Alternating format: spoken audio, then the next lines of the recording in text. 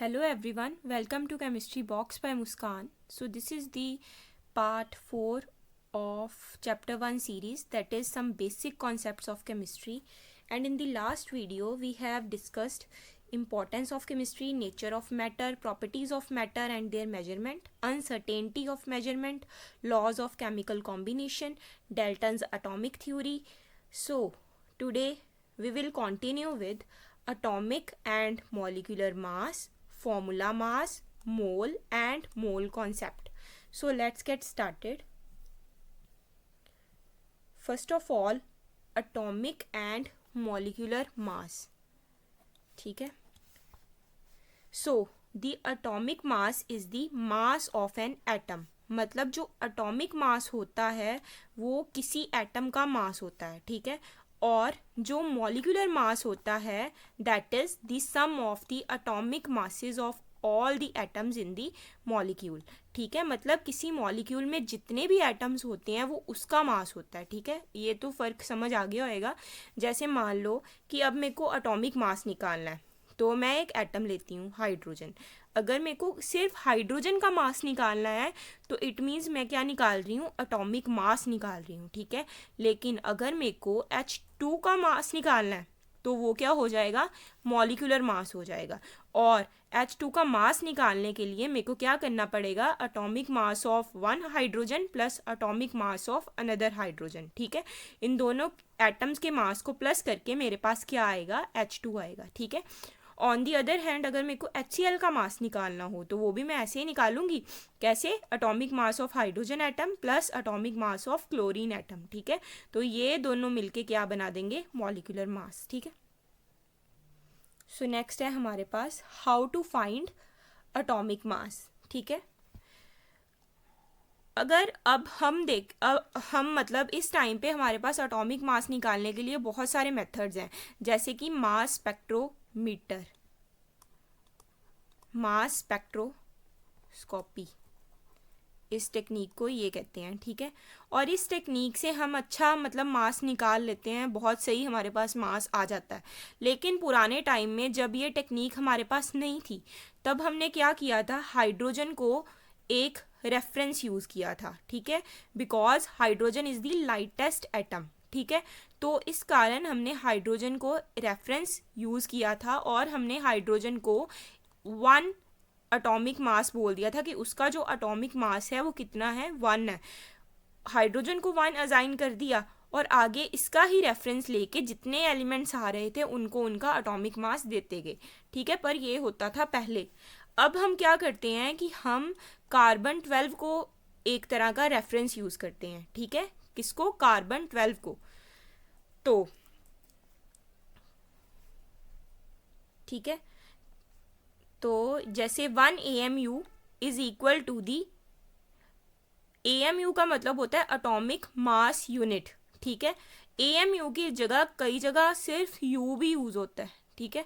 तो AMU की value होती है 1/12 of the mass of carbon 12 atom, ठीक है. अब finding the value of AMU, हमने AMU की वैल्यू को फाइंड आउट करना है कि 1 AMU की वैल्यू होती क्या है, ठीक है. जैसे 1 AMU की वैल्यू निकालने के लिए हमें सबसे पहले तो मास ऑफ कार्बन 12 एटम पता होना चाहिए. तो वो कैसे निकालेंगे, अब देखो कि जो कार्बन एटम होता है, ठीक है, उसका स्ट्रक्चर होता कैसे है. उसमें क्या होते हैं, 6 प्रोटॉन होते हैं और 6 ही न्यूट्रॉन होते हैं और 6 ही इलेक्ट्रॉन्स होते हैं, ठीक है. अगर 6 इलेक्ट्रॉन्स होते हैं तो वो इस तरह प्रेजेंट होते हैं, 2 एक शेल में, फिर 4 दूसरे शेल में, ये 6 हो गए पूरे के पूरे, ठीक है. अब हमने मास ऑफ क्या, कार्बन 12 एटम, तो इसमें क्या होगा, 6 into mass of proton plus 6 into mass of neutron, ठीक है. अब मास ऑफ प्रोटॉन और mass of neutron almost same होते हैं, ठीक है. तो इनको हम सिर्फ एक ही मतलब लिख सकते हैं, जैसे मैंने लिख दिया दोनों को 6 + 6 करके 12 आ गया मेरे पास, और सीधा यहाँ पे मैंने अकेला मास ऑफ प्रोटॉन लिख दिया, क्योंकि दोनों का मास ऑलमोस्ट सेम रहता है, इस कारण मैं एक ही लिख सकती हूँ यहाँ पे। फिर आ गया मास ऑफ कार्बन 12 अगर हमने निकालना है तो 12 इंटू मास ऑफ प्रोटॉन, जो कि आपको पता है कितना होता है, 1.66 इंटू 10⁻⁻24 ग्राम। ठीक है, तो ये आ गया हमारे पास मास ऑफ 1 कार्बन 12 एटम। ठीक है, 12 इंटू 1.66 इंटू 10⁻⁻24। अब हमने वैल्यू निकालनी है 1 AMU की। ठीक है, तो वो हम निकालेंगे, क्या थी, 1/12 of the mass of carbon 12 atom. Mass of carbon 12 atom it means 12 into 1.66 into 10⁻⁻24। अब 12 के साथ 12 कैंसिल हो गया, हमारे पास क्या आ गई वैल्यू AMU की, 1.66 इंटू 10⁻⁻24 ग्राम। ठीक है, ये वैल्यू आ गई। अब आपको क्या पता चल रहा है कि 1 AMU की वैल्यू कितनी है, 1.66 इंटू 10⁻⁻24, जो कि ऑलमोस्ट मास ऑफ प्रोटॉन के बिल्कुल इक्वल है। ठीक है, चलो अब नेक्स्ट है हमारे पास एवरेज एटॉमिक मास। ठीक है, तो हमने पीछे एटॉमिक मास के बारे में पढ़ लिया, ये भी पढ़ लिया कि एटॉमिक मास कैसे निकालते हैं, ठीक है, किसको रेफरेंस लेते हैं। पर आप बोलोगे कि एवरेज एटॉमिक मास की हमें क्यों नीड पड़ी, क्योंकि कई एटम्स ऐसे होते हैं जिनके बहुत सारे आइसोटोप्स होते हैं। आइसोटोप्स क्या होते हैं, जिनका एटॉमिक नंबर तो सेम रहता है लेकिन मास नंबर क्या रहता है, डिफरेंट रहता है। ठीक है, तो आइसोटोप में मैं एग्जांपल लेती हूँ कार्बन की। ठीक है, कार्बन के कितने आइसोटोप्स होते हैं, कार्बन 12, कार्बन 13, कार्बन 14। ठीक है, तो ये उनकी अबंडेंस को मैंने दिखा दिया, और ये है एटॉमिक मास उसका, 12 हो गया, 13 हो गया, 14 हो गया। ठीक है, अब मैं अगर आपको पर्टिकुलरली बोलूं कि मेरे को कार्बन 12 का मास बताओ, तो आप बता दोगे कि 12.00 समथिंग है। ठीक है, अगर मैं बोलूं कि पूरे कार्बन एटम का मास बताओ, तो क्या होगा, आपको तीनों की एवरेज निकाल के बतानी पड़ेगी। ठीक है, इस कारण हमें ज़रूरत पड़ी एवरेज एटॉमिक मास की। अब नेक्स्ट आ जाता है कि एक प्रॉब्लम है हमारे पास कि हमें मॉलिक्यूलर मास फाइंड आउट करना है तीनों का, H2O, CO2 और CH4 को। मैं ये दोनों आप खुद निकालना, मैं अभी CH4 आपको निकाल के देती हूँ। ठीक है, CH4। अब देखो, ये है मीथेन। मीथेन में क्या क्या प्रेजेंट है, एक तो कार्बन एटम है, एक क्या, 4 क्या है, हाइड्रोजन एटम्स हैं। ठीक है, तो इसका मास निकालने के लिए मेरे को क्या करना पड़ेगा, mass of 1 carbon atom plus mass of 4 hydrogen atom. ठीक है, तो 1 इंटू कार्बन का मास 12 प्लस 4 इंटू हाइड्रोजन का मास 1, सो 12 प्लस 4 हो गया, कितना आया, 16 AMU, या आप इसकी जगह अकेला U भी लिख सकते हो। ऐसे निकालते हैं हम मॉलिक्यूलर मास। नेक्स्ट है हमारे पास फॉर्मूला मास। अब हमने सारे मास पढ़ लिए हैं, एटॉमिक मास पढ़ लिया, मॉलिक्यूलर मास पढ़ लिया, एवरेज एटॉमिक मास पढ़ लिया, अब है फॉर्मूला मास। देखो, तो कुछ चीज़ें या सब्सटेंस ऐसे होते हैं जिनमें मॉलिक्यूल्स नहीं प्रेजेंट रहते, उनमें आयंस प्रेजेंट रहते हैं। ठीक है, तो अगर उनमें मॉलिक्यूल्स हैं ही नहीं तो हम उनका मॉलिक्यूलर मास कैसे निकाल सकते हैं, नहीं ना निकाल सकते। तो उसके कारण ही हम उस जगह क्या यूज़ करते हैं, फॉर्मूला मास यूज़ करते हैं। ठीक है, इसकी एग्जांपल है, जैसे सॉल्ट का फॉर्मूला होता है NaCl। तो जो NaCl है, इसके स्ट्रक्चर में क्या होता है, Na पॉजिटिव और Cl नेगेटिव प्रेजेंट होते हैं, आयंस प्रेजेंट होते हैं, मॉलिक्यूल्स नहीं प्रेजेंट रहते। तो इस कारण हम इसका निकालते हैं फॉर्मूला मास।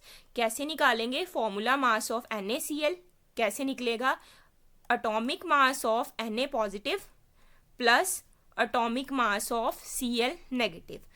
Na पॉजिटिव का atomic mass 23.0 plus Cl negative का एटॉमिक मास 35.5, दोनों को प्लस किया हमारे पास आ गया 58.5 यूनिट। ठीक है, नेक्स्ट है डिफरेंस फॉर्मूला मास और मॉलिक्यूलर मास के बीच का। ठीक है, तो जो फॉर्मूला मास रहता है वो हम यूज करते हैं आयनिक कंपाउंड्स में जहां आयंस प्रेजेंट हों, और मॉलिक्यूलर मास क्या रहता है, जहां जिस मॉलिक्यूल में एटम्स प्रेजेंट हों, ये वहाँ मॉलिक्यूलर मास को यूज़ करते हैं।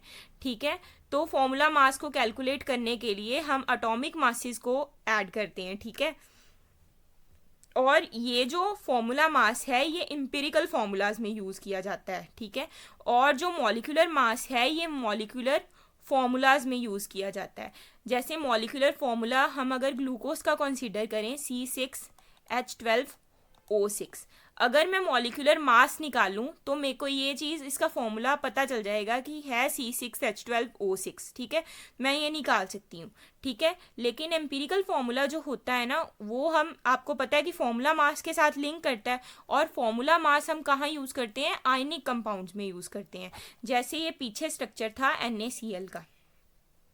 ठीक है, तो NaCl के स्ट्रक्चर में अब मॉलिक्यूल्स तो प्रेजेंट नहीं है, आयंस ही प्रेजेंट हैं, तो एम्पिरिकल फॉर्मूला हमें इनकी रेशो बता देता है कि वो रेशो है कितनी। कि जैसे अगर हम इसका निकालें NaCl का एम्पिरिकल फॉर्मूला हमें बता देगा कि रेशो 1:1 है। अब वो 2:2 है, 3:3 है, ये नहीं हमें पता। ठीक है, बस उसने हमें रेशो दे दी कि इतने आयंस प्रेजेंट हैं। नेक्स्ट आ जाता है वही यूज़ हम कहाँ करते हैं, फॉर्मूला मास को एम्पिरिकल फॉर्मूला निकालने में और मॉलिक्यूलर मास को मॉलिक्यूलर फॉर्मूला निकालने में। ठीक है, ये रिप्रेजेंट करता है कि आयनिक फॉर्मूला में कितना उसका मास है, और ये रिप्रेजेंट करता है कि मॉलिक्यूल का मास कितना है। ठीक है, नेक्स्ट आ जाता है मोल। ठीक है, अब मोल है क्या। ठीक है, अब जैसे हम किसी शॉप में जाते हैं, ठीक है, कुछ लेने के लिए, तो हम क्या बोल देते हैं कि हमें ये चीज़ 1 डजन चाहिए। तो 1 डजन में कितने पीसीज आ जाते हैं, 12 पीसीज आ जाते हैं। ठीक है, तो हमें इतना पता है कि हम 1 डजन का मतलब क्या है, 12। ठीक है, अगर मैं आपको बोलूँ कि मेरे पास 1 ग्राम नमक है, NaCl है। ठीक है, तो आप मेरे को बताओ कि उस 1 ग्राम नमक में कितने मॉलिक्यूल्स प्रेजेंट होंगे। ठीक है, तो आप बोलोगे कि चाहे नमक 1 ग्राम है पर उसमें मॉलिक्यूल्स तो बहुत ज़्यादा प्रेजेंट होंगे, है ना। तो उन मॉलिक्यूल्स को निकालने के लिए भी हम एक टर्म यूज़ करेंगे जो होगी मोल। ठीक है, मतलब इस मोल में नंबर ऑफ मॉलिक्यूल्स आ जाएंगे। ठीक है, और इस मोल की वैल्यू होती क्या है, 1 mole is equal to 6.022 into 10⁻23। मतलब इस 10 की आगे 22 और जीरोस आएंगी, मतलब ये बहुत बड़ा एक नंबर बन जाएगा। ठीक है, अब हमें मॉलिक्यूल्स काउंट करने की ज़रूरत ही क्यों पड़ती है, क्योंकि जो मॉलिक्यूल्स होते हैं वो बिल्डिंग ब्लॉक है मैटर का। ठीक है, जब भी कोई केमिकल रिएक्शंस होती हैं तो उनमें रिएक्ट कौन करता है, कौन रिएक्शन करता है, मॉलिक्यूल्स ही तो करते हैं। इस कारण हमें मॉलिक्यूल्स को काउंट करना ज़रूरी हो जाता है।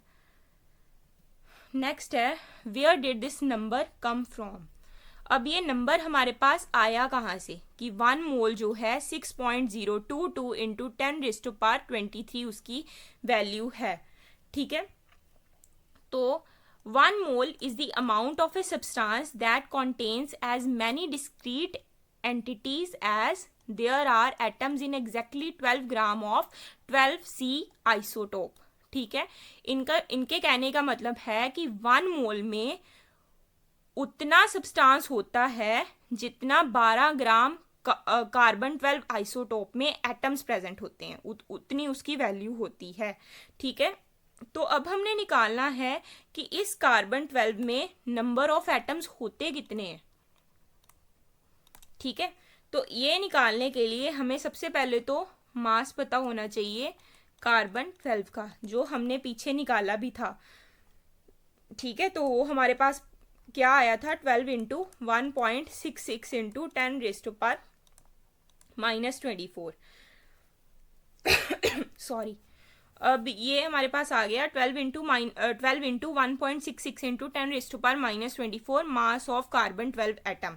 ठीक है, एक का आया ये, हमें कितनों का निकालना है, 12 का निकालना है। ठीक है, 12 इंटू 1.66 इंटू 10⁻⁻24, ये है हमारे पास 1 कार्बन 12 एटम का मास। अगर हम 12 ग्राम का निकालेंगे तो वो हो जाएगा 1 डिवाइडेड बाय 12 इंटू 1.66 इंटू 10⁻⁻24 और ऊपर आ जाएगा 12। ये 12 के साथ 12 कैंसिल, इसको अगर हम डिवाइड करेंगे तो हमारे पास आ जाएगा 6.022 इंटू 10⁻23 कार्बन 12 एटम्स। इतने एटम्स होते हैं 12 ग्राम कार्बन में, तो ही ये 1 मोल की वैल्यू इतनी होती है 6.022 इंटू 10⁻23। अब है हमारे पास नेक्स्ट मोल कॉन्सेप्ट।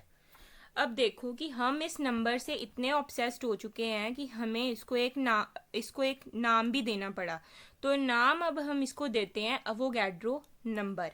ठीक है, तो ये अवोगैड्रो नंबर आया, मतलब क्यों इसको नाम दिया, क्योंकि अवोगैड्रो, आपको पता है कि हमने पिछली वीडियो में लॉज ऑफ केमिकल कॉम्बिनेशन पढ़े थे और वहाँ पे एक लॉ भी पढ़ा था जो हमें दिया था अवोगैड्रो ने, और यही अकेला साइंटिस्ट था जिसने उस टाइम पे नंबर ऑफ एटम्स मॉलिक्यूल्स की बात की थी। तो इस कारण हम 1 मोल की वैल्यू को नाम देते हैं अवोगैड्रो नंबर। तो एक आ जाता है अवोगैड्रो कांस्टेंट, इसका सिंबल होता है कैपिटल N कैपिटल E। ठीक है, और L भी कह सकते हैं इसको, और इसकी वैल्यू रहती है 6.022 इंटू 10⁻23 पार्टिकल्स पर मोल। ठीक है,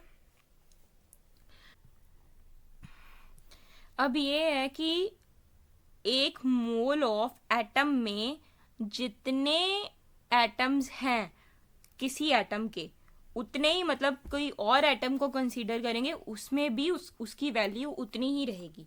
जैसे 1 मोल ऑफ हाइड्रोजन एटम में 6.022 इंटू 10⁻23 एटम्स हैं, उतने ही 1 मोल ऑफ वाटर मॉलिक्यूल में कितने हैं, 6.022 into 10⁻23 molecules.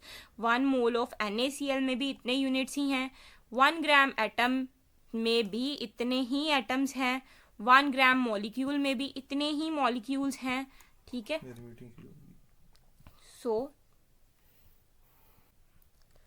so today we have discussed about mole concept in detail. So I hope this video is helpful to you. So please like, subscribe and share Chemistry Box, and also press the bell icon. See you in the next class. Bye bye.